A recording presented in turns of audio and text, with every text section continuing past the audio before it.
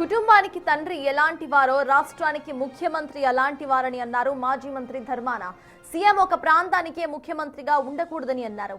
అందరినీ సమానంగా చూడాలని సూచించారు.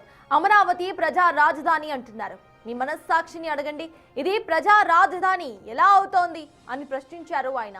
అందరి పన్ను తీసుకువెళ్లి అమరావతిలో పెడుతున్నారని, తెలంగాణ మళ్లీ విడత ఉద్యమం ఎలా వచ్చిందో అలా ఉత్తరాంధ్ర కోసం మరో ఉద్యమం వచ్చినా వస్తుందని హెచ్చరించారు మాజీ మంత్రి ధర్మాన. రాష్ట్రానికి కుటుంబానికి తండ్రి ఎలాంటి వాడో రాష్ట్రానికి ముఖ్యమంత్రి అలాంటి వాడు. ఫెడరల్ సిస్టంలో రాష్ట్ర ప్రభుత్వంలో ప్రజలందరినీ సమానమైనటువంటి దృష్టితో చూడవలసినటువంటి అవసరం ఉంది. మీరు కుటుంబం తీసుకుంటే తండ్రి ఎలా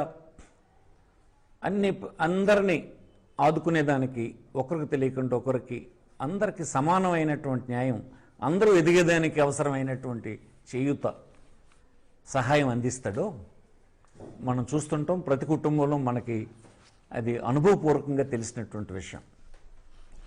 కానీ నేడు దురదృష్టం ఏంటంటే మన రాష్ట్రంలో ఆ పరిస్థితి లేకుండా పోయింది. ఒక ముఖ్యమంత్రి ఒక ప్రాంతానికే ముఖ్యమంత్రిగా, కొద్దిమందికే, కొన్ని వర్గాలకే,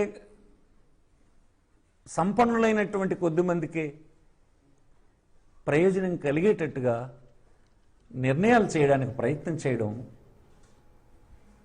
చాలా ఆవేదన కలిగిస్తుంది. రాష్ట్రంలో ఉండేటువంటి విజ్ఞులైనటువంటి పౌరులందరికీ అని ఈ సందర్భం మనం